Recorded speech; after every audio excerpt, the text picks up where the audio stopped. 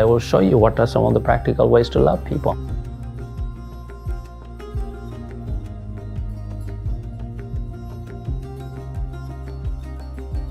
You know, people are important to me, Peter, because people are the only thing going to heaven. Jesus said, where your treasure is, there your heart will be also. He also said, seek first the kingdom, and all things will be added to you. So when I read the words of Jesus Christ, I find that God sent Jesus, and he was all about God, and he was all about people. In fact, the Bible commands us, love God, love people.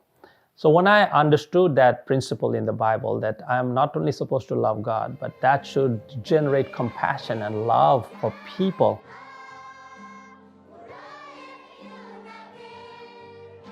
There are many different ways we can be practical in loving people.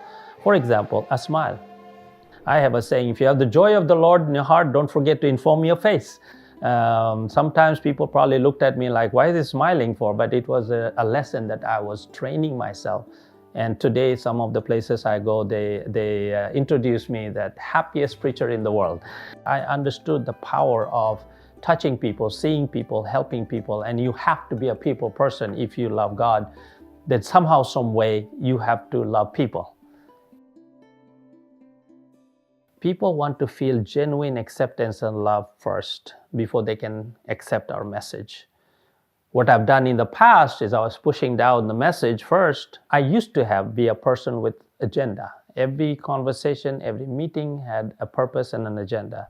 The best way to build trust is to have no agenda. Jesus did the same thing. He healed 10 lepers. Only one he knew before he healed them would come back to follow him, but he healed the 10 regardless. He saw people that were in need, and he reached out and he ministered to that. Whether they should follow Jesus or not, that was their choice. Sometimes he asked them, but most of the time he didn't. So he gave himself to tens of thousands of people, but only a few followed him, really. Even the 10 lepers, only one followed him. Knowing Jesus did that, knowing that only one would follow, but he still healed the 10. The Bible says he went about doing good, healing every sickness and disease, village to village. He went about doing good. And I think this doing good part without an agenda is so attractive.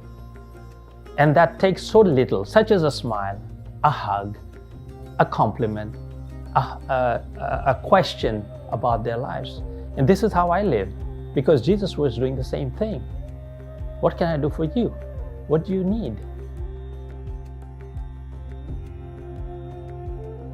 So I have changed my attitude and my approach. I show the love first, because if I can earn their trust with loving them, not with what I have to give to them, I'm not trying to make them come to a conclusion about receiving Jesus Christ and becoming a disciple.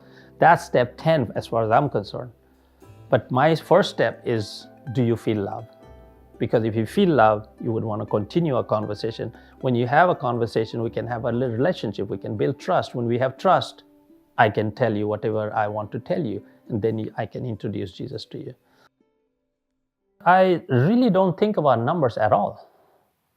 The numbers come once in the beginning of the year, which I start praying for 6 months prior. And once the number is there, I am really not focused about numbers at all. I am focused on loving people, giving people what they need right now. And then I go by 3 months, 4 months, and the numbers come.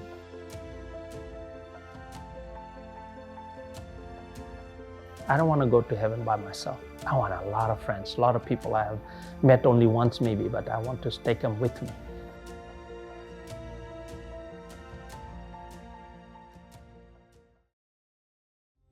That's when I realized why there are so many flaky Christians. Until I met you guys, Brother Knut's teaching in 2020, it revolutionized my life. Let me say it again. It revolutionized. You hear the R? Revolutionized.